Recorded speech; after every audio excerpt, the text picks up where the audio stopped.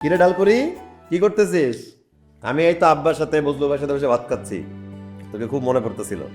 তুই খাওয়া দাওয়া করছিস? হ্যাঁ ভাইয়া হয়েছে। তো সেমিস্টার শেষ কবে? এই তো ভাইয়া আর এক সপ্তাহের মধ্যে। শোন, সেমিস্টার শেষ করে কিন্তু বাসায় চলে আসবি আমার কাছে, ঠিক আছে? আর পরীক্ষা চলা অবস্থায় যে কোনো হেল্প লাগলে ভাই আছে, জানাবি। ঠিক আছে ভাইয়া। ভালো থাকিস। আল্লাহ হাফেজ ভাইয়া। ঠিক আছে, লেখাপড়া করিস মন দিয়ে। রাখলাম। আল্লাহ হাফেজ। আসসালামু আলাইকুম। ওয়ালাইকুম আসসালাম। এই সবিল, হুম। তুমি একটা নাম নষ্ট করিস কেন? হ্যাঁ, কি? তো ডাল করিবা। আরে ও ডালপুরি ছোটবেলা থেকে খাইতে অনেক ভালোবাসতো, ওর আদর করে ডালপুরি ডাকে। বিষয়টা আসলে তা না।